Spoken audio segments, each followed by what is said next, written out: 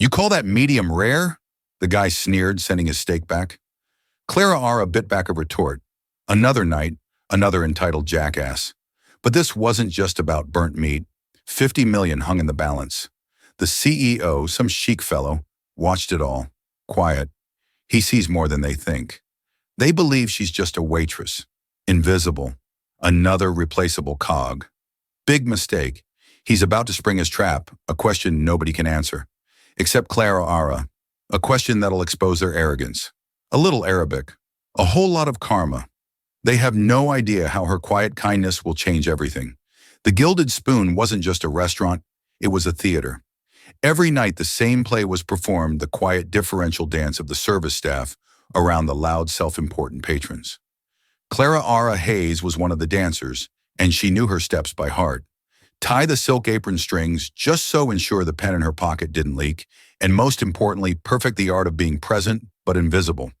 For the past 2 years, this had been her world, a world of clinking glasses, hushed negotiations, and the lingering scent of truffle oil and ambition. Tonight, however, the air was different. It was electric taut with a specific kind of tension reserved for the truly powerful. The entire top floor had been booked for a private dinner hosted by Sterling Thorne Enterprises, one of the city's most aggressive investment firms. Their target, their guest of honor, was Sheikh Darmian Al-Sakra, the elusive CEO of Al-Sak Global, a man whose name was whispered with a mixture of awe and fear in boardrooms across the world. He was in town for 72 hours, and in that time, Sterling Thorne's CEO, Richard Abernathy, intended to secure a partnership that would redefine the city's skyline. Clara Ara felt the pressure ripple through the staff. The manager, a perpetually stressed man named Julian, had repeated his instructions a dozen times. Perfection is the only acceptable standard tonight. Mr. Abernathy is not a forgiving man, and his guest, well, let's just say his guest is on another level entirely. For Clara Ara, perfection was muscle memory. She arranged the polished silverware, her fingers tracing the heavy, ornate patterns. Each fork, each knife was a small, cold reminder of the life she was supposed to have. 4 years ago, she wasn't Clara Ara the waitress. She was Clara Ara Hayes, a top student at Georgetown's School of Foreign Service, fluent in 3 languages with a specialization in Middle Eastern economic policy. She had a full scholarship and a future so bright it felt tangible, a warm light at the end of a long tunnel of hard work. Then the phone call came. Her mother, her only family, had been diagnosed with a rare, aggressive form of cancer. The scholarship covered tuition, not life. The treatments, the round-the-clock care, the mortgage on their small suburban house, it all fell on Clara Ara's 20-year-old shoulders. She dropped out, trading textbooks for medical bills and lecture halls for the sterile, quiet waiting rooms of an oncology ward. Her mother had fought for a year and a half before passing away, leaving Clara Ara with a mountain of debt and a hollowed-out heart. The Gilded Spoon, with its decent tips and flexible hours, was meant to be a temporary stop, a place to catch her breath. But 2 years had passed and the weight of her obligations kept her anchored here, serving men like Richard Abernathy, men whose world she once aspired to join, not serve. Hayes Table 5 needs water now.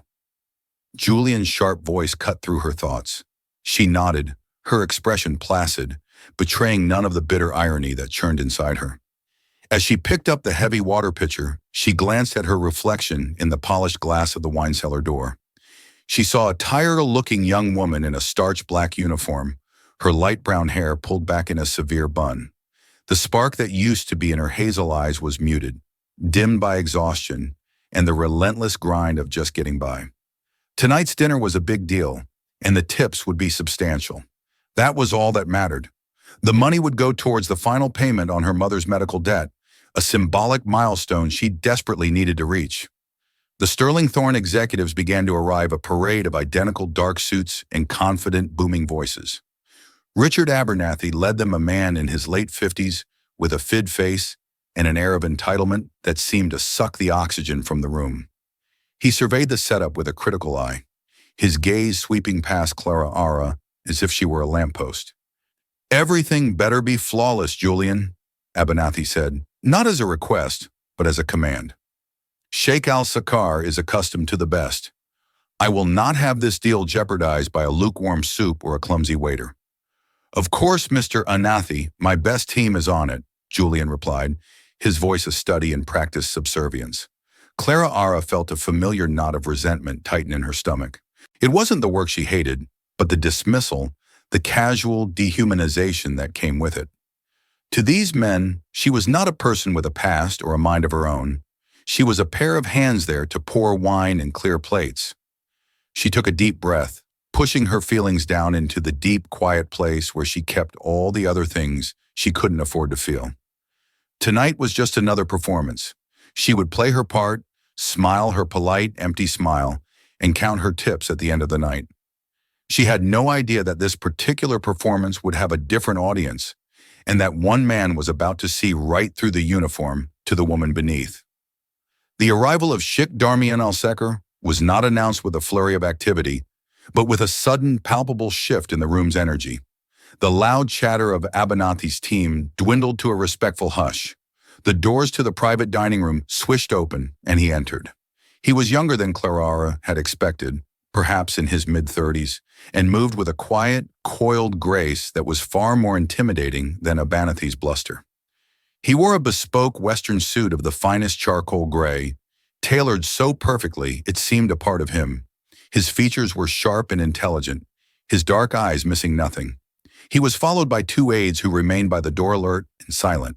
Damien's gaze swept the room once a comprehensive analytical scan that took in the opulent decor, the nervous faces of the Sterling Thorne executives, and for a fleeting moment, Clara, who stood poised and still by the service station. Unlike the others, his eyes didn't slide past her. They registered her presence, a brief neutral acknowledgement, before he turned his attention to his host. Mr. Abernathy Damien, said, his voice a low, smooth baritone with a faint, unplaceable accent. Thank you for your hospitality, Sheikh Als boomed, stepping forward to shake his hand with a bit too much enthusiasm. Please allow me to introduce my team. This is Mark Renshaw, my senior vice president, and Paul Fincher, our head of acquisitions. Mark and Paul, two younger clones of Abernathy, stepped forward, offering practiced smiles and firm handshakes. Their eyes, however, betrayed a mix of greed and anxiety. They looked at Damien like starving wolves, sizing up a lion, aware of the prize, but terrified of its power. Clara Ara began her duties moving silently around the table to fill water glasses. Her proximity gave her a front-row seat to the unfolding dynamic. She was an expert in reading people, a skill honed by years of depending on tips, and she could already see the cracks in Sterling Thorne's facade of confidence. Anathy was a peacock, puffing out his chest and launching into a monologue about his company's recent successes. He laughed too loudly at his own jokes, while his subordinates nodded in sycophantic agreement. Mark Renshaw, in an attempt to seem relatable, kept trying to steer the conversation toward trivial topics like sports and local real estate subjects that clearly held no interest for their guest. Damien remained a calm, immovable center in their storm of sycophancy. He listened more than he spoke, his expression unreadable, his posture relaxed but radiating an aura of absolute control. He would not offer a brief non-committal, "I see," or ask a pointed question that would send Abernathy scrambling for a smooth answer, as Clara served the first course, a delicate seared scallop appetizer. Mark Renaud clicked his fingers in her direction without looking at her. "Girl, another bottle of the Chardonnay and be quick about it." The word girl landed like a small sharp stone in Clara Ara's chest. She kept her face a perfect mask of professional neutrality. "Of course, sir," she murmured, turning to retrieve the wine. From across the table, she saw Damien's eyes flicker toward Mark, a subtle, almost imperceptible narrowing of his gaze. It was there for a second and then gone. But Clara Ara saw it. He had noticed. He noticed everything. The dinner continued in the same vein. Abernathy and his team laid out their proposal for a joint venture to develop a massive downtown commercial complex. They spoke of profit margins, market shares, and synergistic growth. It was the language Clara Ara had once been fluent in, the very subject of her unfinished thesis. As she poured wine and cleared plates, she found herself mentally dissecting their pitch. identifying its weaknesses, the overly optimistic projections, the glossed-over risk factors. They were so focused on flattering Damien that they were failing to present a truly sound case. Their condescension towards the staff was a constant undercurrent. Paul Fincher sent back his steak, claiming it was medium rare instead of medium a complaint. So baseless, it was clearly just a petty display of power. Abnathi loudly complained that the service was slow, despite Clara Ara and her colleague moving with near telepathic efficiency. Through it all, Damien remained quiet. He ate little, watching the men around him with the patient focus of a predator. He observed how they treated each other, how they treated the staff, and how they presented their business. To Abernathy, this was a dinner. To Damien, it was a test, and they were all failing. Clara Ara felt a strange sense of detachment. She was a ghost in the room, privy to the inner workings of a deal that could change the city, yet completely removed from it. She watched Mark Renshaw spill a drop of wine on the tablecloth and glare at her as if it were her fault. She listened to Abernathy make a culturally insensitive joke about the Middle East, which was met with a stony silence from Damien. She knew then that the deal was dead. These men were arrogant, sloppy, and disrespectful.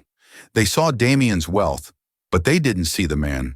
They didn't understand that for a person of his caliber, business was not just about numbers on a page. It was about character, respect, and vision. As she cleared the main course plates, her hand brushed against the corner of a portfolio left on an empty chair. It was Abernathy's presentation. For a wild, reckless moment, she imagined opening it, reading the fine print, and seeing the flaws she had already predicted. She quickly quelled the urge. That was a different Clara, a girl from a different life. The main course was finished, and the air grew thick with anticipation. This was the moment Anathy would push for a commitment. He cleared his throat, a self-satisfied smile on his face, ready to close the deal. But Damien held up a hand, a simple gesture that commanded immediate silence.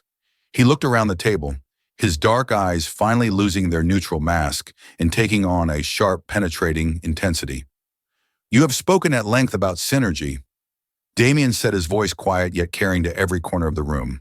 "A simple concept yet difficult to achieve. It requires a deep and shared understanding." He leaned forward slightly, his gaze locking onto Anathy. Then his next words changed everything. He switched from perfect, unaccented English to fluent classical Arabic. The language flowed from him, complex and elegant, as he posed a long, intricate question to the stunned men at the table. The switch in language was as abrupt and shocking as a sudden plunge into ice water. One moment the conversation was a predictable river of corporate English. The next it was a torrent of unfamiliar sounds, deep guttural consonants and flowing vowels that filled the room with an ancient poetic authority. Richard Abernathy's confident smile froze on his face, melting into a mask of pure, unadulterated panic. His eyes darted around the table, as if searching for a translator who might magically appear. Mark Renault's jaw went slack, and Paul Fincher's face turned a blotchy, anxious red. They were completely and utterly lost. Damien Al-Sakar didn't just ask a simple question. It was a multi-layered inquiry, a complex business hypothetical wrapped in the rich, formal syntax of classical Arabic. Clara Ara, standing near the service station with a tray of empty glasses, understood every single word. Her heart hammered against her ribs. He was asking about the potential for cultural and logistical friction in a joint U.S. Emirati venture. He wasn't just asking if they foresaw problems.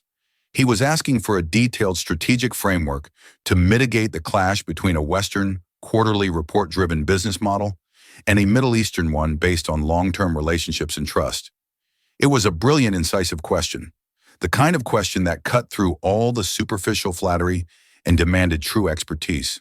It was the exact topic of a paper she'd written in her third year at Georgetown, a paper that had earned her a personal commendation from the dean. The silence that followed Damien's question was no longer just a pause in conversation. It was a vacuum growing heavier and more suffocating with each passing second.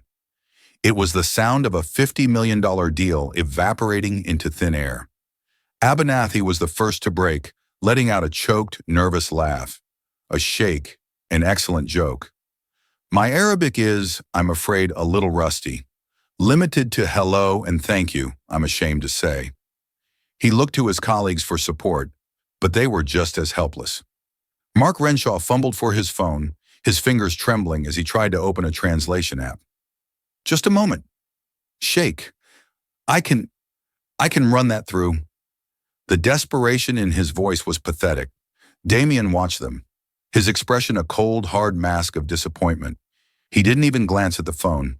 He simply waited, letting their incompetence hang in the air like a foul odor. He had given them a test, and they had failed spectacularly. It wasn't just about language. It was about preparation, about respect. They had come to a meeting with one of the most powerful men from the Arab world without bothering to learn a single thing about his culture or his way of doing business. They had assumed their money and their swagger would be enough. "I am not joking, Mr. Anathy," Damien said, switching back to English. His voice was quiet, but it had a new razor-sharp edge. "I'm asking about the fundamental principles of our potential partnership. If you cannot even comprehend the question, how can you possibly be trusted to help build the answer?" The rebuke was devastating. A direct hit that left Anathy sputtering. "Well, we have teams for that. Specialists, translators. It's a matter of logistics, not a reflection of our commitment." "Commitment," Damien repeated the word slowly, as if tasting it for the first time and finding it sour. "Commitment begins with understanding. It appears you have none." Clara Ara stood frozen by the wall, the heavy tray in her hands the only thing grounding her. This was it. The deal was collapsing. The humiliation in the room was so thick she could feel it in her own throat. She watched the men squirm, their arrogance stripped away to reveal the terrified, inadequate executives beneath. A part of her felt a grim satisfaction. They were getting what they deserved for their condescension, for their dismissal of everyone they deemed beneath them. But another part of her, the student, the analyst, the woman who had spent years studying this very subject, felt an overwhelming urge to speak. The answer to his question was right there on the tip of her tongue. The frameworks, the case studies, the mitigation strategies, it was all there, perfectly preserved in her memory. "Say nothing." A voice in her head screamed, "This is not your world. You are the waitress. You pour the water. You clear the plates. Getting involved is career suicide." Her manager, Julian, was watching from the doorway, his face pale with horror. If she spoke, she would be fired on the spot. Abernathy would see to it personally. She would lose the one thing that was keeping a roof over her head, the one thing allowing her to chip away at the crushing mountain of debt. But then she looked at Darmian Al-Sakra. He wasn't just a rich businessman testing his partners. She saw something else in his eyes, a deep, profound frustration. He was a visionary looking for a true partner, and all he had found were hollow men. He was searching for a flicker of understanding, a single sign that someone in this room was operating on his level. His impossible question hung in the air unanswered. The silence stretched, becoming an indictment of everyone at the table. Clara Ara's training, her education, her entire past life collided with her present reality. For 2 years, she had been invisible. For 2 years, she had silenced the brightest parts of herself to survive. And in that moment, she couldn't bear it for a second longer. The silence in the room wasn't empty. It was filled with the frantic, unspoken thoughts of failing men. Abernath's mind raced, cycling through a Rolodex of excuses and deflections. How could he salvage this? He could blame the recruiters for not providing a cultural brief, blame his assistants for not hiring a live translator. He could try to pivot to steer the conversation back to the solid, comfortable ground of financial projections. But he knew it was too late. The Sheikh's eyes, dark and unyielding, told him the damage was done. The look on Damien Al-Sakra's face wasn't anger. It was a calm, surgical dismissal. It was the look of a man who had already made his decision and was simply observing the final pathetic squirming of his prey. Mark Renshaw had given up on his translation app. He stared at his phone's blank screen as if it had personally betrayed him. He had spent weeks preparing for this dinner, memorizing every line of their pitch, practicing his handshake, even buying a new $2,000 tie. It had all been for nothing. He had been undone by a few sentences in a language he'd never considered important. He felt a surge of resentment, not at his own ignorance, but at the Sheikh for setting such an unfair, unexpected trap.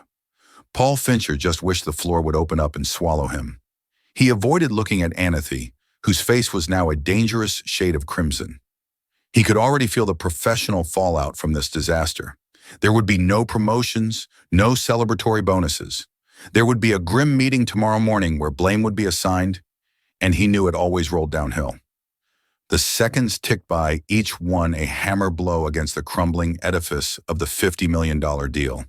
The two aides by the door stood motionless, their faces impassive, but Clara Ara could sense their shared contempt for the Sterling Thorn team. This was not the first time they had witnessed their boss deploy this tactic, and it was clear they had never seen it fail to expose a weakness. Clara Ara's own internal battle was reaching its climax. Every instinct for self-preservation screamed at her to stay silent, to blend into the wallpaper. She had bills to pay. She had worked too hard to climb out of the financial crater her mother's illness had left. Being fired from a high-end restaurant like the Gilded Spoon for insubordination would be a black mark on her record, making it hard to find another job that paid as well. It was a stupid, insane risk. They don't deserve your help, the bitter voice inside her argued. They treated you like dirt. Let them fail. But the other voice, the voice of the scholar she used to be, was just as loud. It was a voice that yearned for intellectual engagement, that despised seeing ignorance rewarded and expertise lie dormant. The question Damien had asked was not just a test. It was a beautiful, complex problem, and she knew the answer. To stay silent felt like a betrayal of everything she had once worked for, a final surrender to the circumstances that had stolen her future. She looked at Abhinath's furious, helpless face, at Mark Renshaw's pathetic fumbling, and she felt not pity, but a profound sense of waste, the waste of an opportunity, the waste of a potentially transformative project for the city, all because of arrogance and cultural myopia. Then her eyes met Damien's again. He was about to speak, to formally end the charade and walk away. His mouth had just begun to form a word. In that split second, Clara Ara made her choice. She was tired of being invisible. She was tired of being less than she was. Taking a small, steadying breath, she set the tray of glasses down on the service stand with a soft, deliberate click. The sound was tiny, but in the oppressive silence, it was as loud as a gunshot. Every head in the room snapped in her direction. Abhinathi, Mark, and Paul stared at her, their expressions a mixture of shock and annoyance. Who was this waitress to interrupt such a high-stakes moment? Julian from the doorway looked like he was about to have a heart attack. Clara Ara ignored them all. Her focus was entirely on Sheikh Darmian al-Sakur. She met his gaze directly, her heart pounding a frantic rhythm against her ribs. But her posture was straight, her expression composed. The fear was still there, a cold knot in her stomach, but it was now overshadowed by a powerful, terrifying resolve. The deafening silence had been broken by the simple sound of a tray being set down. Now she would shatter it completely with her voice. With the eyes of every person in the room fixed on her, Clara Ara took a single step forward, away from the shadows of the service station and into the soft light above the dining table. She inclined her head respectfully toward Sheikh Damien. Then she spoke. The words that came out of her mouth were not English. They were the same classical, eloquent Arabic that Damien had used. Her pronunciation was flawless, her cadence measured and confident. She didn't just translate his question, she acknowledged its complexity before beginning her answer. Your question touches upon the very heart of international partnership, a challenge that transcends mere financial modeling. She began in Arabic, her voice clear and steady, cutting through the stunned silence. Abhinathi's jaw, which had been merely slack, now dropped open completely. Mark Renshaw looked back and forth between Clara Ara and Damien, as if he were watching a tennis match played with invisible balls. Julian, the manager, clutched the door frame for support, his face ashen. He was witnessing the most spectacular act of professional self-destruction he had ever seen. Clara Ara paid them no mind. She was no longer Clara Ara the waitress. She was Clara Ara Hayes of Georgetown, presenting her analysis. The primary friction, she continued, her gaze locked with Damien's, is not logistical, but philosophical. Western firms are often structured around short-term quantifiable metrics for shareholder satisfaction. In contrast, many Gulf-based enterprises like Alsacra Global are built on a foundation of long-term vision, legacy, and interpersonal trust. A successful synergy requires a hybrid governance model. She saw a flicker of something in Damien's eyes. Not just surprise, but genuine focused interest. He leaned forward almost imperceptibly, his entire attention now centered on her. She went on outlining a three-pronged strategy. She spoke of establishing a joint oversight committee with equal representation, but with rotating chairmanships to balance power dynamics. She suggested that initial project milestones should be based not on profit, but on the successful integration of operational teams and the establishment of shared cultural protocols. She even quoted a line from the Arab poet al-Mutanabi about the strength of deep roots, weaving it seamlessly into her business argument. You cannot simply import a Western corporate structure and expect it to flourish, she explained. You must cultivate a new one from the ground up, one that respects the patience and relationship-based approach of one partner while leveraging the agile data-driven methods of the other. It is not about compromise where both Missum did lose something. It is about synthesis where a stronger third way is created. Her answer was concise yet comprehensive, theoretical yet practical. It was an answer born not from a quick Google search or a translation app, but from years of dedicated study and deep critical thought. It was in every respect the perfect answer. When she finished, a new kind of silence fell over the room. It was not the heavy, awkward silence of before. This was a silence of pure, unadulterated shock. The Sterling Thorne executives stared at her as if she had just sprouted wings. They hadn't just been upstaged. They had been rendered completely and utterly irrelevant by their waitress. Clara Ara's heart was still pounding, the adrenaline of her reckless act coursing through her veins. She had done it. She had spoken her truth, and now she braced for the consequences. She expected Abernathy to explode in a fit of rage to have her thrown out. But Abernathy was speechless, his face a kaleidoscope of confusion, fury, and humiliation. He looked at Clara Ara, then at Damien, his mind unable to process what had just happened. Damien al-Sakkar was the first to speak. He didn't look at Abernathy or his team. His dark, intelligent eyes were still fixed on Clara Ara. He spoke in English now, his voice soft, but carrying an unmistakable weight of command. You have an unexpected expertise in this matter. It wasn't a question. It was an observation laden with curiosity. Before Clara Ara could respond, Abernathy found his voice. It was a strangled, furious rasp. What is the meaning of this? He snarled, directing his anger not at Damien, but at the easiest target. Who do you think you are? You're the help. You're fired, Julian. Get her out of my sight. Get her out of here now. Julian started to move forward, his face a mask of professional panic. Clara Ara stood her ground, her chin held high. She had known this was coming, but she didn't get a chance to move. She will stay, Damien said. The two words were spoken quietly, but they landed with the force of a physical blow. Abernathy Julian. Everyone froze. Damien al-Sakkar turned his head slowly, fixing Richard Abernathy with a gaze so cold it could have frozen fire. This dinner, he said, his voice dropping to a dangerously low level, is over. Please show my associates out. I wish to speak with Ms. He paused, looking at Clara Ara, his eyebrows raised in a silent question. Hayes, Clara Ara supplied her voice, barely a whisper. Clara Ara, Hayes. I wish to speak with Ms. Hayes. Damien repeated his tone, leaving no room for argument. Alone. The dismissal was brutal in its efficiency. Sheikh Damien al-Sakkar didn't raise his voice or make a scene. He simply gestured toward the door, a silent command that his two aides immediately understood. They stepped forward, their presence suddenly far more imposing, and politely but firmly ushered the Sterling Thorne executives out of the room. Richard Abernathy's face was a storm of conflicting emotions. The humiliation of being dismissed from his own dinner was wearing with the fury of being undermined by a waitress. He shot Clara Ara a look of pure venom, a silent promise of retribution that made her stomach clench. But he didn't dare argue with the sheikh. With a final choked sound of indignation, he turned and stalked out of the room, his two vice presidents trailing behind him like scolded dogs. Julian, the manager, lingered by the doorway, wringing his hands. Sheikh al-Sakkar, my sincerest apologies. I can assure you this breach of protocol is unprecedented. The employee will be dealt with. You are dismissed as well.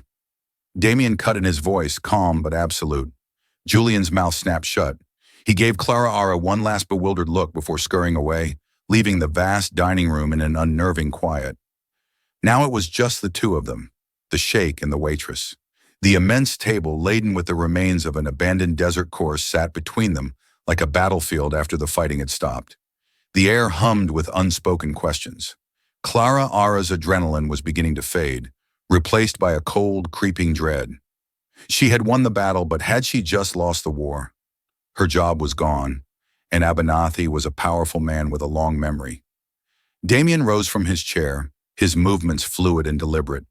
He walked around the table, not stopping until he stood just a few feet from her.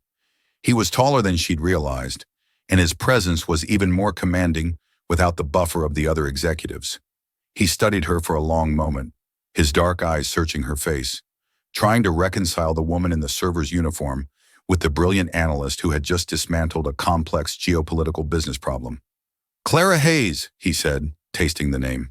"You are without a doubt the most overqualified waitress I have ever met." Clara managed a small wry smile, though her hands were trembling slightly. "It wasn't on my resume." "I should imagine not," he replied, a hint of amusement in his own voice. "Georgetown, was it not? School of Foreign Service. Professor Albright's seminar on international economic policy, perhaps. Your argument about hybrid governance models was a central theme of her 2019 treatise." Clara Ara's composure finally cracked. Her eyes widened in genuine shock. You know her work. I funded the research grant for it," Damien said simply, as if it were the most obvious thing in the world. "I believe true success is built on understanding Ms. Hayes, something Mr. Abernathy and his associates failed to grasp. They came prepared to flatter me. You came prepared to enlighten me." The compliment left her speechless. For years, her knowledge had been a secret, a source of quiet grief for a life she had lost. To have it recognized, to have someone see past the apron and the name tag to the mind beneath, was overwhelming. "I didn't mean to overstep," she said, her voice quiet. "They were failing, and the project, the idea behind it, is important for the city." "You did not overstep," Damien corrected her gently. "You stepped in. There is a significant difference. Now tell me, why are you here serving overpriced steak to men you could intellectually run circles around when you should be in a boardroom or a lecture hall?" Clara Ara hesitated. The story was personal, painful, and she wasn't used to sharing it. But looking at Damien, she didn't see a billionaire CEO or a sheikh. She saw a man of intense curiosity, and she suspected profound integrity. He hadn't just tested Abernathy. He had been searching for something, and for some reason he believed he had found it in her. He deserved the truth. Taking a deep breath, she told him everything. She spoke of her scholarship to Georgetown, her passion for her studies, her dreams of working in diplomacy or international development. Then she told him about the phone call, her mother's diagnosis, and the impossible choice she had to make. She described the grueling years of balancing part-time jobs with hospital visits, the crushing weight of medical debt that grew with every new treatment, every failed hope. She spoke of her mother's passing with a quiet dignity that hid the deep well of grief still inside her. When she was gone, the debt remained, Clara concluded, her voice thick with emotion.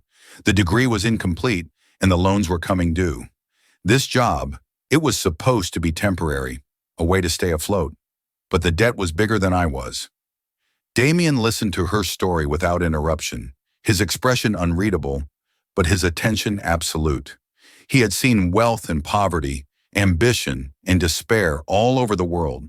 But there was a quiet strength in Clara Ara's story that resonated with him. She hadn't been defeated by her circumstances. She had merely been contained by them. When she finished, he was silent for a moment, processing it all. "In my culture," he said finally, his voice soft, "we believe that adversity does not build character. It reveals it. Your character, Miss Hayes, is formidable." He walked over to the window, looking out at the glittering city skyline below. "Abernathy's project is flawed," he said, more to himself than to her. "His numbers are inflated, and his vision is short-sighted. He wants to build a monument to himself. I want to build a legacy for the city." He turned back to face her. "But the potential, as you said, is real." It just needs the right leadership. It needs someone who understands that a foundation of trust is more valuable than one of concrete. Clara Ara's heart began to beat faster as she started to understand where he was going. The idea was so audacious, so impossible that she barely dared to entertain it. Abernathy assumed I was here to be a silent partner, a walking bank account. Damien continued, a sharp edge returning to his voice. He was mistaken. I came here to find a leader for this project on my side of the table, a CEO for Alsac Global's North American operations. I had a feeling I would not find that person at his dinner table. He paused, his gaze intense. It seems my feeling was correct. He took a step closer, his eyes locking with hers. The test was not for him. Miss Hayes, not really. It was a net cast into a wide room to see what I might catch. I was looking for intelligence, integrity, and courage. I have found all three. The unraveling was complete, not of the deal, but of her entire life. In the space of an hour, she had gone from a disgraced, unemployed waitress to what she didn't even know. The world had tilted on its axis, and she was struggling to find her balance. Clara Ara stared at Damien, her mind a maelstrom of chaotic thoughts, unable to anchor itself to the new reality he had just constructed. The word he had spoken, CEO, reverberated in the silent room, sounding less like a job title and more like a term from a foreign language she couldn't comprehend. It was an absurd, impossible notion. Just hours ago, her primary concern was a threadbare seam on her uniform and calculating whether the night's tips would be enough to cover next month's rent and a late utility bill. Now this man, a figure of almost mythical global influence, was offering her the reins of a corporate empire's North American division. CEO. The word escaped her lips as a fragile, breathless whisper, utterly devoid of the authority it was meant to command. She felt a hysterical laugh bubbling in her chest and quickly suppressed it. Mr. Al-Sakra, with all due respect, that's insane. I am a waitress. Look at me. She gestured down at her practical non-slip shoes and the simple black uniform, now faintly stained with the evening's labor. My last professional experience involved a library card scanner. I don't have an MBA. I don't even have a finished bachelor's degree. My resume has a 4-year gap filled with this. I am the definition of unqualified. Damien listened patiently, his expression unwavering. He didn't dismiss her objections. He considered them, his dark eyes thoughtful. When she finished, a faint knowing smile touched his lips. Everything you have just said is a fact, Ms. Hayes, but none of it is the truth. The truth is that you stood in a room with a man who could professionally and financially ruin you in front of a team of executives who perceived you as less than human. And you delivered a more insightful, strategic, and culturally nuanced analysis than their entire board could produce in a year. You demonstrated more courage in that single unsolicited act than Richard Abernathy has shown in his entire carefully curated career. You believe a piece of paper, a diploma, is what qualifies a person for leadership. He took a slow, deliberate step closer, his voice lowering with intensity. That piece of paper proves only that you can follow a curriculum. It says nothing of your ability to innovate, to lead under pressure, or to act with integrity when it is costly to do so. Your life, Ms. Hayes, has been your qualification. You have managed crippling debt, navigated the labyrinthian healthcare system, and endured the daily indignities of a service job, all while retaining the sharp analytical mind that was honed at one of the world's finest institutions. That is not a gap on a resume. That is a crucible. It has forged a strength in you that people like Mark Renshaw cannot even begin to comprehend. His words were a powerful counter-narrative to the story of failure she had been telling herself for years. He wasn't just offering a job. He was reframing her entire past, transforming her perceived weaknesses into undeniable strengths. He gestured around the opulent, empty dining room. This world, the world of corporate power, is filled with people who have the right resumes, the right connections, the right degrees. But inside they are hollow. They lack vision, they lack substance, and most of all, they lack character. I have spent my life learning to see past the facade, past the tailored suits and the confident handshakes. I do not look at you and see a waitress. I see a brilliant strategist who understands the crucial intersection of culture and commerce.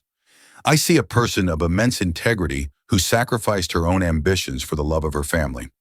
And I see a natural leader who has simply been waiting for an opportunity worthy of her. The conviction in his voice was absolute, leaving no room for argument. He was seeing the person she had once hoped to become, the person she had long since mourned and buried. That dormant self began to stir within her, awakened by the force of his belief in her. What you did tonight was not about showing off your language skills. Damien continued his tone, becoming even more serious. It was an act of profound integrity. You spoke up not for personal gain.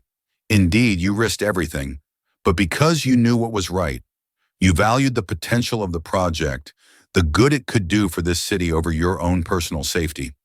That, Miss Hayes, is the single most important quality I look for in the people I entrust with my family's name and legacy. Everything else, the intricacies of corporate finance, the specific management techniques, the procedural nonsense, all of it can be taught.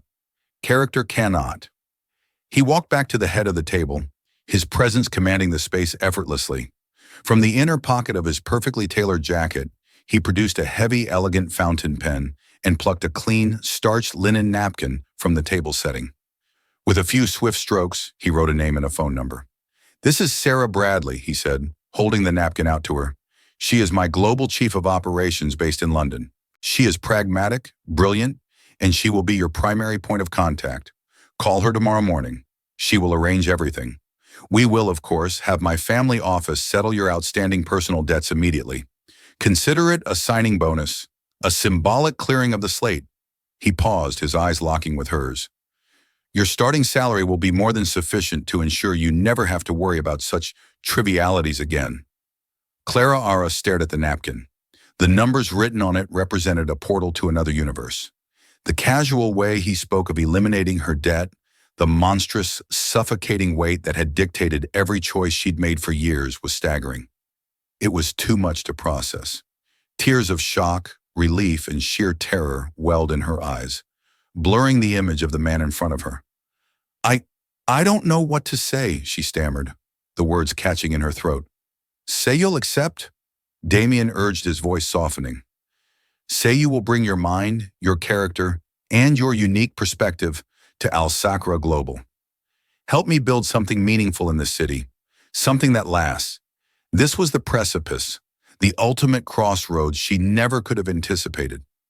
One path led back to the familiar shadows of her life, a life of quiet desperation, of being invisible, of being safe but suffocatingly unfulfilled. The other path led into a blindingly bright world of immense pressure, staggering responsibility, and limitless opportunity. It was the most terrifying choice she had ever faced, but the thought of turning back, of putting on the apron tomorrow morning, and pretending this conversation never happened, was infinitely more terrifying. Slowly, as if in a dream, she reached out and took the linen napkin. Her trembling fingers brushed against his, and she felt a jolt of energy, a silent, powerful acknowledgement that passed between them. It was a meeting not just of a potential employer and employee, but of two minds that against all odds recognized something essential in one another. She drew a deep, shuddering breath, the first truly full breath she felt she'd taken in years. She lifted her chin, her gaze meeting his directly. The tired, defeated waitress was gone. In her place stood the woman he had seen all along. "Okay," she said, her voice finding a new surprising strength. It was clear and unwavering. "Yes, I accept." A genuine, brilliant smile transformed Damien's face, crinkling the corners of his eyes and erasing the last traces of his intimidating facade. "Excellent," he responded, the warmth in his voice palpable. "Welcome to AlSac Global CEO Hayes. I expect you in our temporary offices on Thursday morning at 9 mornings. We have much to discuss regarding our new proposal to the city and our now former partners at Sterling Thorne." The implication hung in the air, sharp and delicious. They were not just taking over the project. They were going to build it on the ashes of Abernathy's arrogance. It was a new beginning for her and a final reckoning for the man who had tried to make her feel small. As Damien and his aides departed, leaving her utterly alone in the silent, cavernous room, Clara Ara sank into the nearest plush chair, her legs no longer able to support her. She looked down at the linen napkin clutched in her hand. It was just a piece of paper with a name and a number, but to her it was the key to a future she thought had been permanently locked away. She had walked into the Gilded Spoon that evening as a waitress, a ghost in the machine of other people's lives. She was walking out as its master, her voice finally ready to shape the world. Clara Ara's story is a powerful reminder that we should never judge a person by their uniform or their circumstances. The most brilliant minds and the strongest characters can often be found in the places we least expect. Her courage to speak up, to be seen for who she truly was, didn't just save a deal. It transformed her entire life. It shows us that true value isn't found in a title or a bank account, but in knowledge, integrity, and the bravery to use your voice even when you're terrified. What did you think of Clara Ra's incredible journey? Have you ever witnessed someone being underestimated only to see them triumph? Share your stories in the comments below. If this story inspired you, please hit the like button.